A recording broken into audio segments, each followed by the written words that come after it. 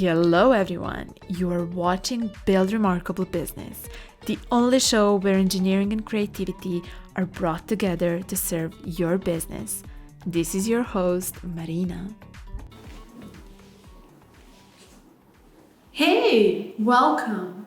Today I was thinking about when was the last time I stayed at some premises and I was surprised but pleased in an unexpected way when I would say oh, how did they know that about me? Or, whoa, they remembered.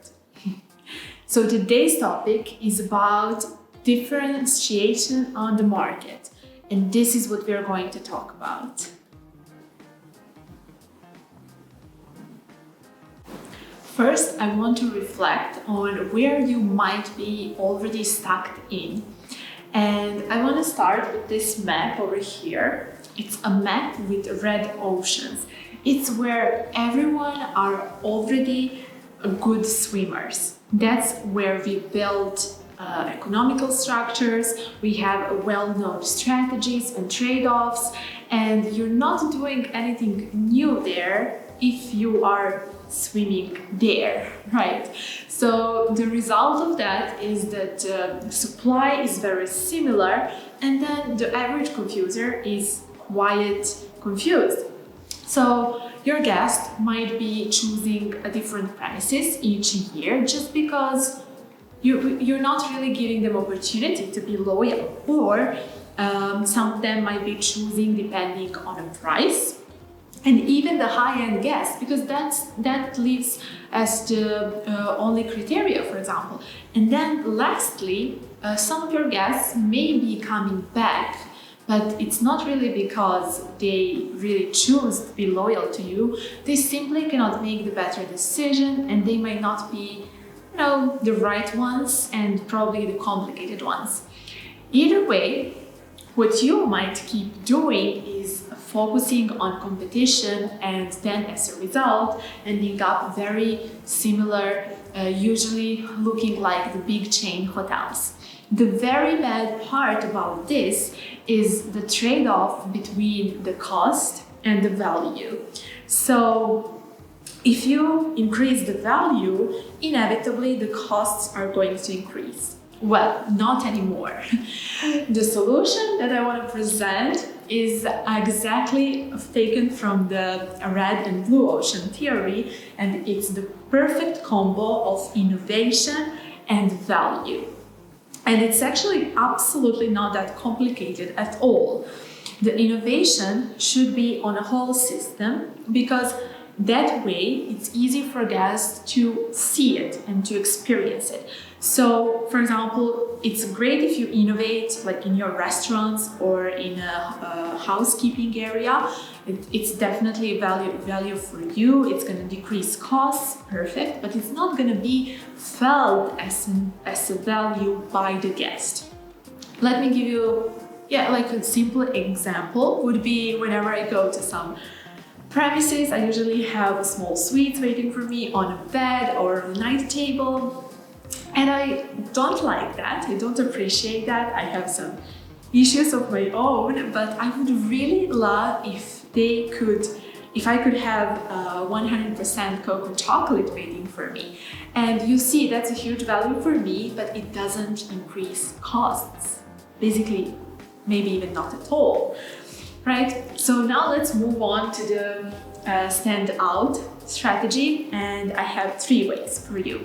So it's values, consistency, and personal experience. Starting with values, it's setting up first the foundation on which later on you can build all the different ideas which only you will be unique about. How come? Well, the first thing is choosing that one thing that you want to build your values around it. So it's that one thing that you as an owner, or maybe even managing director, are really passionate about, or why you even started that business, or maybe not that, but what you are just passionate about. For example, you may love arts, you may be an architect, you may be very into fitness, or a professional chef. That's all very great foundation for different ideas, such as thinking about the feelings that your guests will have when they enter your premises, like what do they see, is it art pieces all around them, is it maybe some very cool ways to do the fitness in their rooms, or having a personal chef. I mean, let's leave ideas for some other time, but it's all about what they can see, what they can hear, what they can smell, how the textures they can touch, your communication policy. So all that should then be concentrated around that one foundational thing. The second thing is consistency.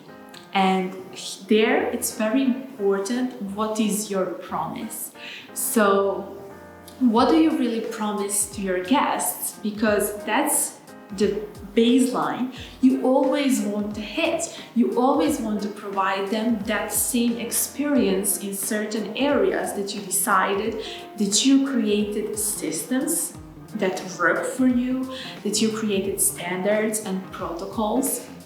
And for guests, that means that they will always get what they expect if you communicated well your promise, and it means that they are feeling taken care of.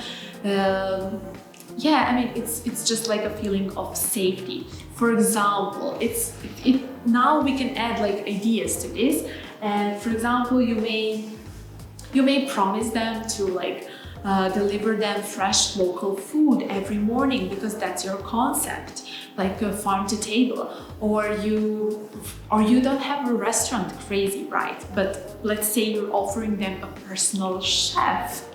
So yeah, I mean, it's funny here I have like a tree house, but maybe this owner really liked his childhood where he was living all the time in his small tree house, and then he's an architect and built such a concept like this.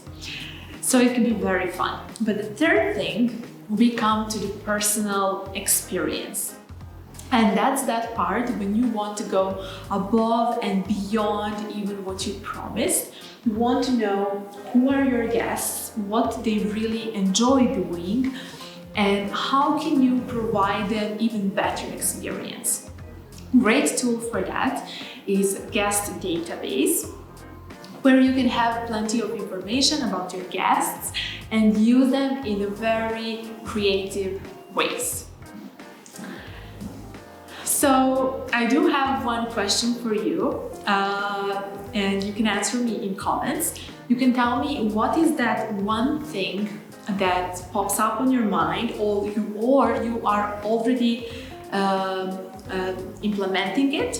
So what is that one thing that you think differentiates you on the market? So definitely forget about competition and focus about you. If you're interested in implementing boutique experiences and making your business remarkable, contact me and let's start working on that today. See you soon.